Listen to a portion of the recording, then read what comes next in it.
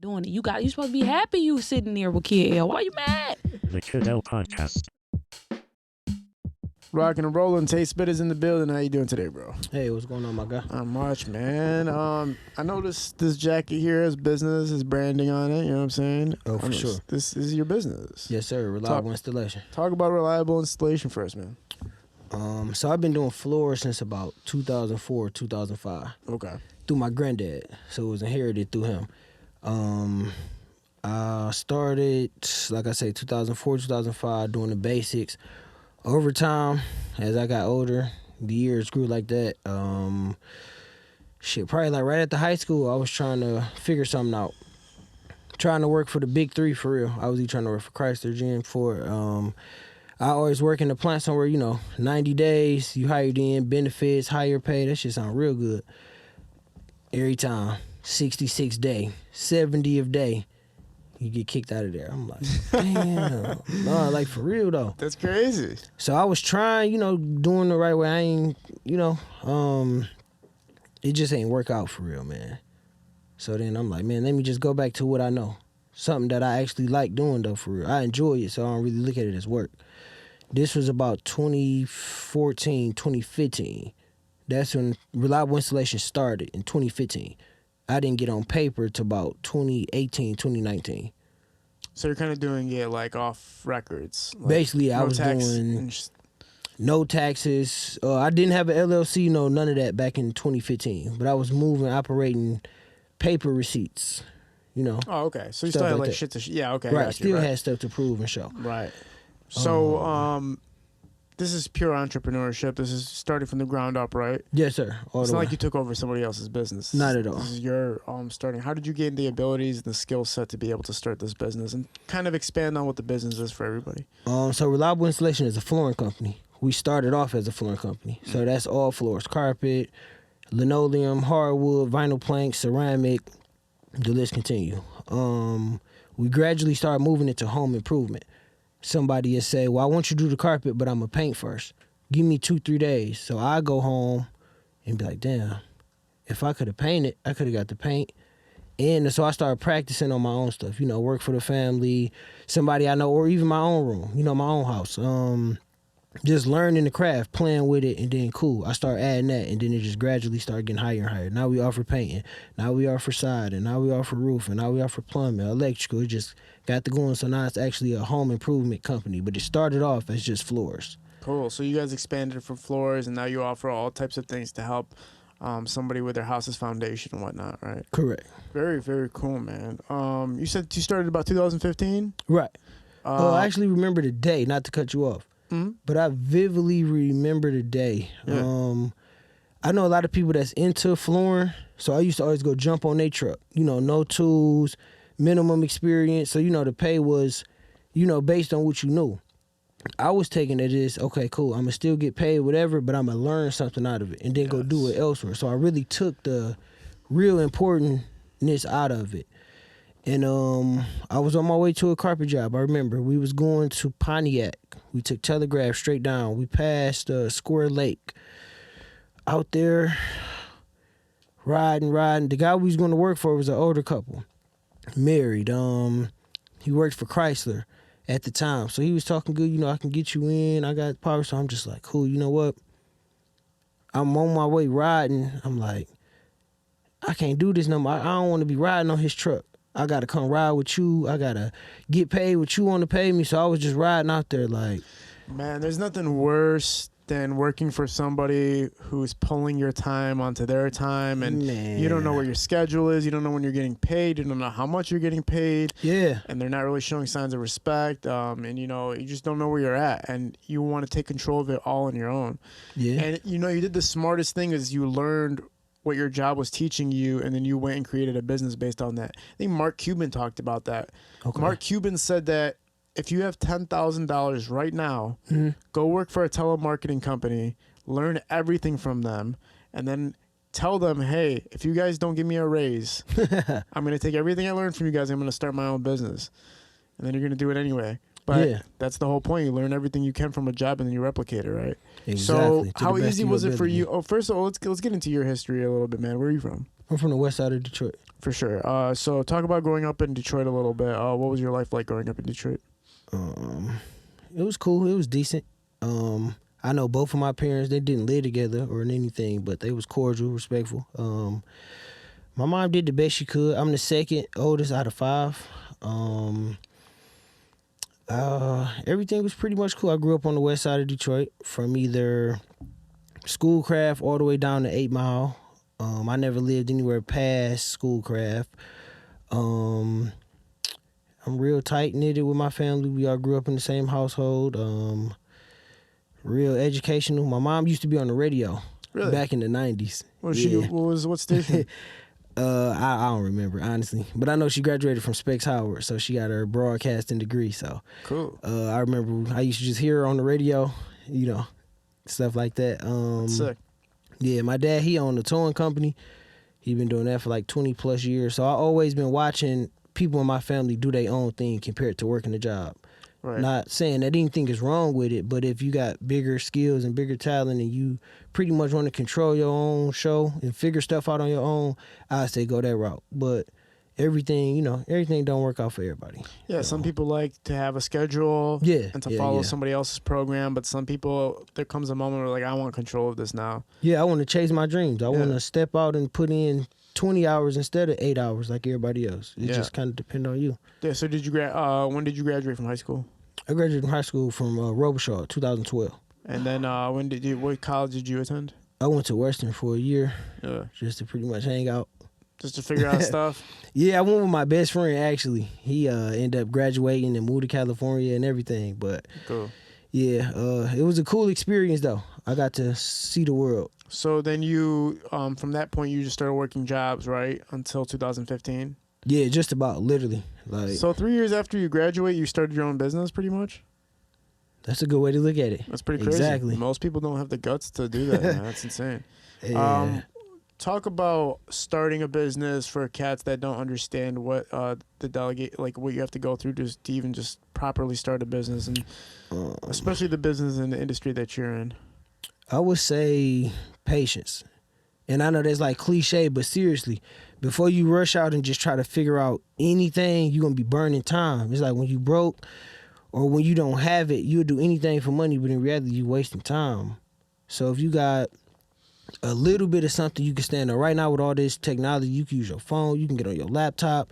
If you have Wi-Fi, it's a lot of stuff you could do, but I would say line everything up first. Like far as the whole breakdown, what's your pitch? What are you selling? Figure out, are you selling something or providing a service? Because that play a major part. And then pretty much just kind of get everything in order as far as the LLC, your business bank account, work on your Duns and Bradshaw number, like the real stuff that really matter. Like I'm just now finding out I can get a vehicle that's more than 6,000 pounds and use it as a company vehicle. Yes. And it can be what's considered a nice vehicle, a Ram truck, a Range Rover, a X6. So, whatever I decide to get, but that's beneficial. It sharpens your image. It make you look better. People take you more serious. Yeah. Things like that. And it's like, that's the stuff we should know, but we really don't know until it's, too late. You're almost 30, but it's no problem. You can write off a vehicle as a expense, business expense? Correct. How much of the vehicle can you write off? I know it's more than like 75%. Wow. Almost majority of the vehicle, though, especially in my sense. If I just wanted to go get a van or like one of my box trucks I have, you could just use that. It don't have to necessarily be a X6, a Range Rover, none of that stuff. It could be a heavy, as long as it's 6,000 pounds or more. Wow. That could be a cube truck. That could be a van. That could be a Sprinter. And save all your receipts as far as every time you get gas, every time you do maintenance to it. Because, in reality, you doing that stuff to enhance the business, to sharpen the business. And sometimes we forget about writing off stuff because we're not going to see it back for a year. What the fuck's the point? But it's like, bro, that's like a big-ass check next year. You're going to see $20,000. But it's something guaranteed. Yeah. It's guaranteed, man. Yeah. Now, when you start the business, how are you marketing yourself? How are you making people aware of what your services are? When I first started, I say word of mouth. And then I just gradually did the basics, went to Staples, got 500 cards or 1,000 cards, started passing them out, did all the stuff that was free, created social medias, and try to take as many photos as I can before and after. Yeah. Sounds like everything you're saying sounds so simple, but like people just don't do it. It's a leap of faith. You really just got to step out there and do it. Because I done passed out a lot of cards and people say, no, thank you. They don't do nothing to me. I kind of look at it like, why not? Everybody needs somewhere to live. House is never going out of style. So if you decline this service just on some ego or, some people have bad days, just don't want to be bothered. Well, some people have their own people that they already I've been working with for years or whatever, or referred to, or whatever the hell the case might be.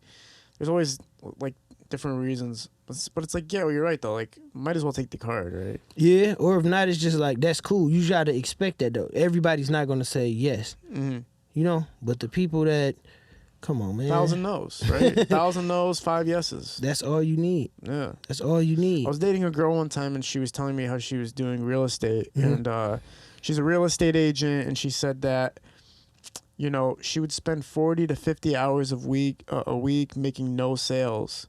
Week after week. And I was like, what the hell is the point of your job? Yeah. She's like, because all I need is one sale. And I was like, oh, because you make one sale, it's like 10 racks in 1 month.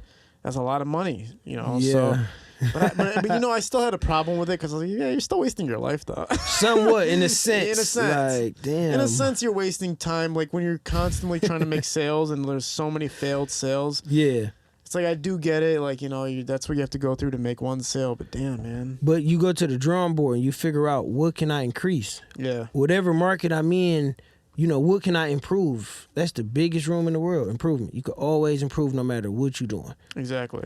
Like, you have to figure out, even if you are a real estate agent, how do I stop getting myself involved in so many false sales or wasted time? Like, how do I get myself more into rooms where people are ready to go? Like, how do I cut down all the bullshit without all the bullshit? You kind of structure it a little more, do it a little better. Yeah. I just put out 2,500 flyers through the post office. So this is my first time doing this, which is EDD, Every Door Direct. So just sitting back thinking about it, I was willing to pay the money because I was so used to just paying people, friends, family, things like that, to pass out flyers door to door. But going back on it, paying people, they got hoodies on, nobody's in uniform, it just kind of looked bad. Bro, I used to work at this place. Called Best Choice Pizza, okay? Okay. And they gave me 500 flyers to walk around and put on everybody's doorstep. They were paying me $25 for every 500 flyers. But you know what I did? I took those flyers and I threw them in the dumpster out back, walked around the neighborhood twice, and came back, collected my paper, and dipped. I was a bad kid. But, you funny. can't, you're right, though. You can't trust others to, market for you, especially, friends and family, because sometimes out of their heart, they're just doing it just to, be supportive or whatever. But if they don't really give a fuck, completely, then they're not going to do it the right way. Especially not how you going to do it. And from a business standpoint, you got to take yourself out of it. From the outside looking in, if this flyer come to my door sent via mail by a postal worker compared to somebody that's just dropping it off regularly, which one you gonna go with? Right. But you got to start somewhere. I'm not knocking nobody that's doing that right now based on the position they in, but that's kind of like climbing a ladder. I had to do it. How do you get to see the response of your work? Like, do you have reviews up? Do people contact you and tell you how great the work was? Like, how do you know that your work is up to standard? I'd probably say a lot of phone calls, or after we done, I get a text message from someone, or they'll shout me out on social media, or a family member will come and say, hey, Tony told me, or I was just at Christina's house, it was wonderful, I want the same thing, things like that. Do you ever get people that are not satisfied? Or is it a rarity, or is it an often occurrence? I have before, for sure. And then even when I rectify the problem, things like that, that's the curse and the beauty of social media. Like, when something is not right, they'll tag me in it or do a video or whatever. And then, dang, he didn't do this right or whatever. When I fix it, it's never a video put up. Like, y'all, yesterday I was mad as hell, but he did come back. He fixed it. I was mad yesterday, but he stood on business. Those videos never come. Yeah, I mean, when I order pizza and I look at the reviews, and you see a 0-star review, I'm always like, I'm not ordering from this place. If you have 1 0-star review, I'm never going to order from this place. You know what I'm saying? But we forget that there's probably 5,000 people that went to that pizza place that day that just didn't leave a review for how great the place was. Sure, yeah. I don't really base my skills off reviews because I got plenty of people I can call. Hey, explain to them when you went out of town and left me your keys and the code to your home for 4 days. You know, I got people that did that before. Gave me the payment up front, the deposit plus the back end, keys to the house. They trust me. You know, everybody's not going to do that, but I done built up my name and credibility with a lot of people. Facts. That do that. So it's like... That's fire, man. That's yeah. fire. What's been the biggest hurdles for you so far in elevating the business and really getting more exposure for the business? The biggest hurdle, I would say putting myself out there a lot more. I feel like I could probably be doing a lot more. Tapping into the places I never really get shown at, far as Westland, Mount Clemens, Ecorse, Taylor, you know, just spread it out, start like just doing a lot more. Do you get hired to do restorations for like gentrified houses or for housing that's like people buying and selling homes or anything like that? Those come through private owners potentially that just bought like a 15 unit, you know, things like that. They reach out to me, it's damaged. We'll do a lot of stuff to it so them to rent, so they can renovate it. Yeah, renovation, right? Yeah, but it'd be like small communities, like, you know, 15 units and, you know, apartment buildings, like certain little things that it was tore down or wasn't standing for years, wasn't in use, and then somebody bought it and now they're trying to do a lot of stuff to it. They're trying to reach out to with people in your field and when you're looking at competitors and other people, what do you witness? What do you you know, obviously a lot of people do good business, but a lot of people do bad business. Right. How do you, if I'm trying to buy your services or anybody's services that are relevant to your services, what are signs to look out for to know if you're getting a good deal, a bad deal, or if you're dealing with somebody that doesn't know what the hell they're talking about? I would tell like the vibe, like the honesty, the sincerity. You got to have a conversation with this person because I'm going to be in your home temporarily. So in that short period of time, I have to, you know, make you feel comfortable. Should nobody feel uncomfortable in their own home? Nobody. So it's my duty to be there, to be sharp, to be respectful, to do, you know, be on point far as I'm not having miscellaneous people in and out the house. I'm not having a personal phone call inside the home. It's just like little small things you can do to gain somebody's trust. Right. Their knowledge, you know, and really be honest. If it's something you can't do, explain, hey, I would not do this. I would recommend someone else to do it. You know, just being honest and upfront. Right. Because just saying yes to everything, that's not the answer. Don't say yes to everything. Right, you got to have transparency, right? You got to be honest. Yeah. You know? Yeah. There's been people who don't know what the hell they're doing fixing up people's homes. Just for the money. Using faulty numbers, faulty names. You know, it's never that serious to make a couple dollars. I wouldn't do that. Yeah, I've seen it happen. I think it happened to one of my parents' homes a long time ago where they put bathroom tile on the wall in the kitchen. So it was kind of like this, like the tile that they were using was like didn't match the kitchen at all. It was like all fucked up or whatever the fuck. Yeah. And then they had to get it all torn down, and somebody else had to come do it. Waste of time, waste of money. It's just like. Has anybody ever called you and been like, somebody like we hired somebody, they did a terrible job, and we need you to like fix it? Oh, for sure. Yeah. So they're spending like double the money basically. Like I spent it once, and now I got to spend it again to refix the problem we caused. Yeah, pretty much.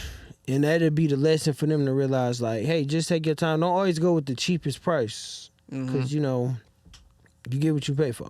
Yeah. Honestly, so that's when, because I got to hear the story, then I got to hear, well, I'm about to pay double. Well, can I pay you $650 instead of $800? It's just like, whoa. You know what I'm saying? I didn't cause this to happen, but I'm here to save you. Yeah, I'm here to help. You know, I'm here to provide a service. Now, do you work in you working in the entertainment industry? Like, do you partake in any like celebrity homes or anything like that? Oh, I have before, yeah, a lot of times. Really? That's cool. Yeah, I did a few. Yeah, I did a few major people. Was the pressure higher when you're dealing with celebrities? You can't fuck this one up. Yeah, that's the first thing I always think about too.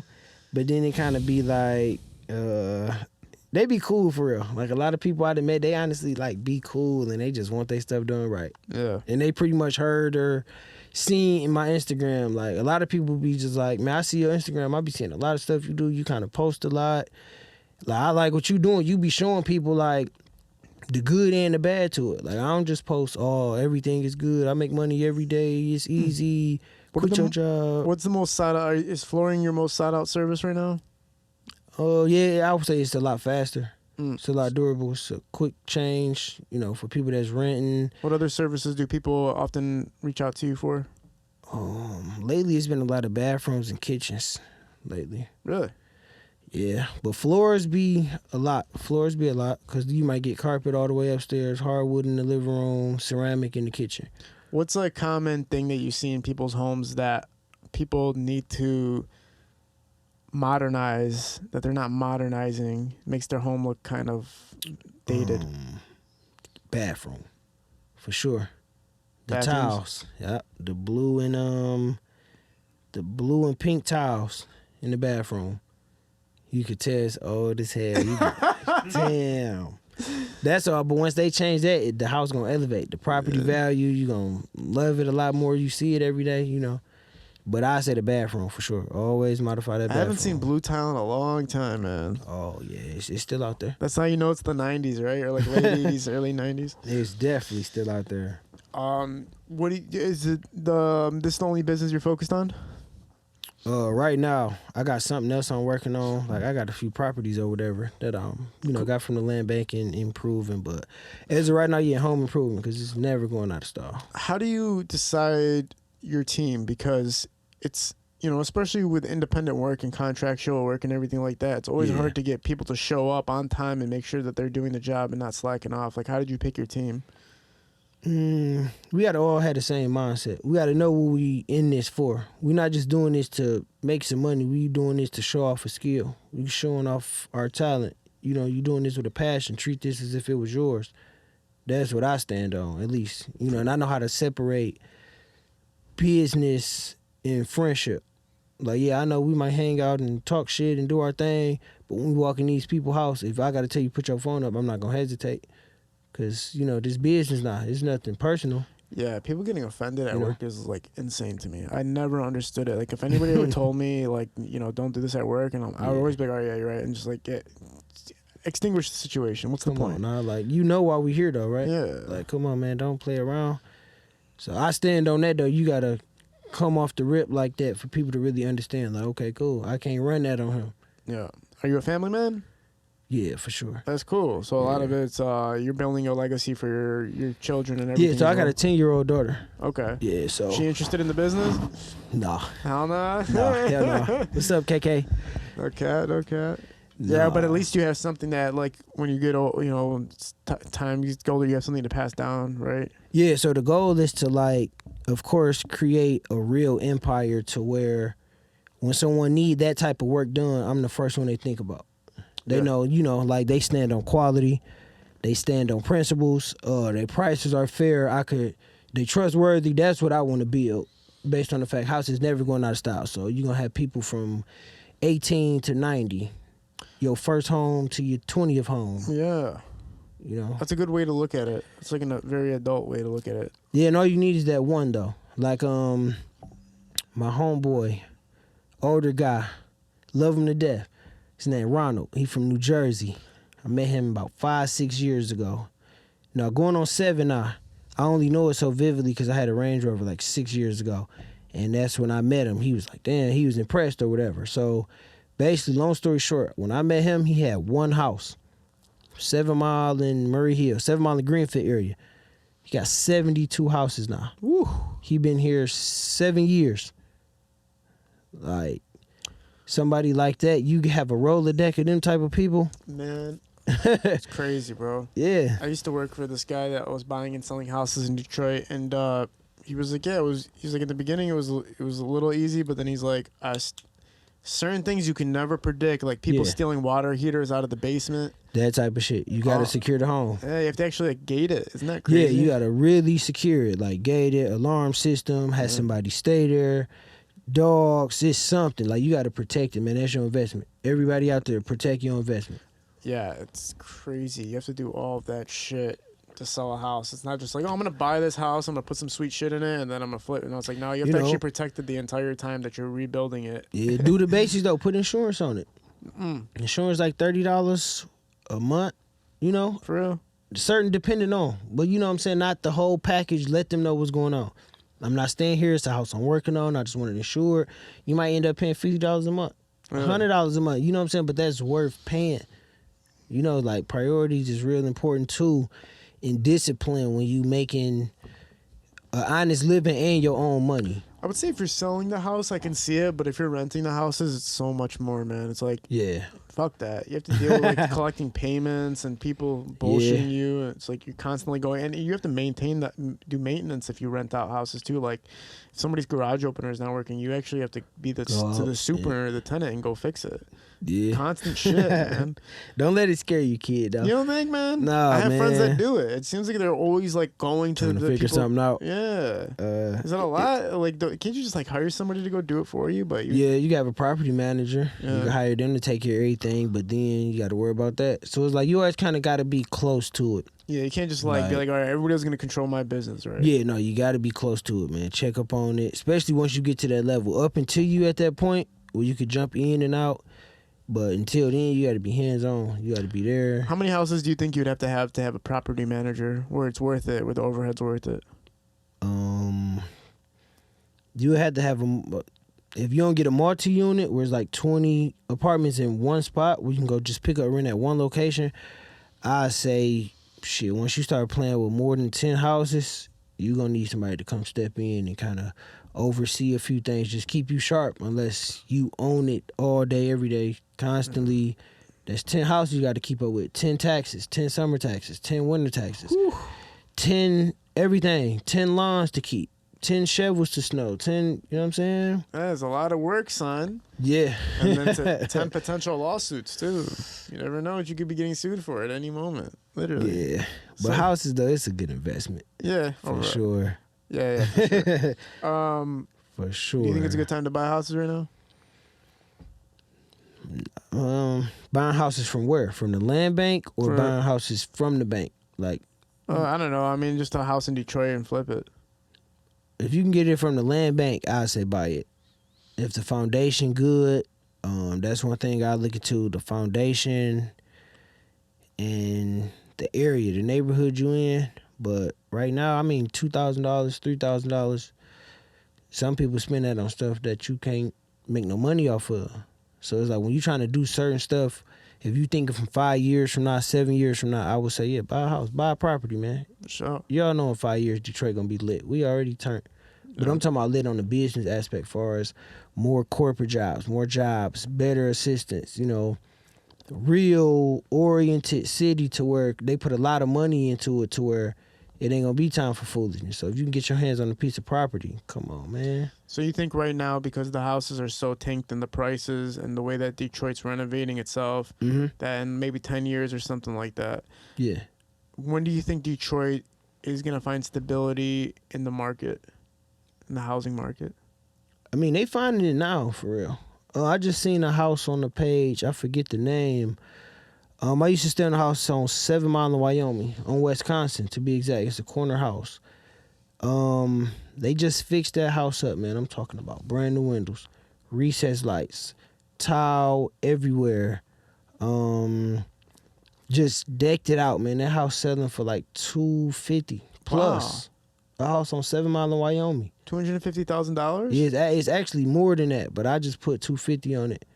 But a house that I was living in over 10 years ago, rent was $800 a month or whatever. You telling me now y'all about to go sell it for $250? Wow. But once you see it, it hit me a little different because I seen it. I used to live in the house. I knew what it looked like. But compared to now with all the stuff they did for it, hell yeah, man. Buy a house in Detroit. Okay. I tell anybody that. Cool, man. Young entrepreneurs out there watching this, man, what's the best advice you can give entrepreneurs? I would say go with your gut. Follow what you know. Like far as however you feel, move correct though.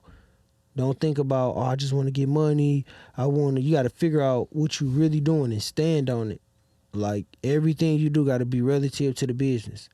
everything as far as get everything in order the best way you can on the legit side. So when somebody reach out to you, you don't miss that opportunity.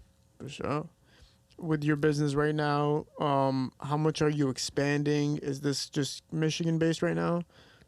Right now, yes.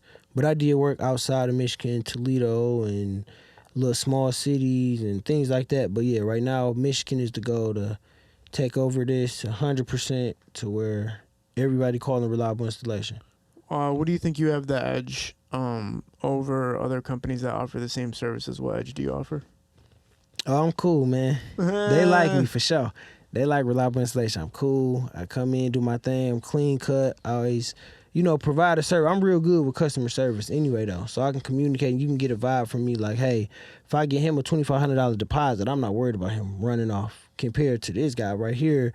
You just got to give people that reassurance to like, this a business relationship. I'm going to take care of you and I'm going to be honest and direct. If you just come in, everything is yes. You can fix everything. There's like, dang, they gonna catch the vibe. Like he just saying yes to everything. Oh yeah. You know what I'm saying? Just reading the situation, right? Yeah, and then, get a feel for the customer as well too. Growing up where you grew up, I'm sure that not everybody took the same path as far as legitimate entrepreneurship and to take it to the level you took it to. Do you have friends that you've seen take different paths? Oh, for sure. What do you think separated you from taking that same path as your friends took? At the time, my heart just wasn't in it. Like we both graduated high school together, went to college together. I just wasn't in the space to where I really wanted to do that.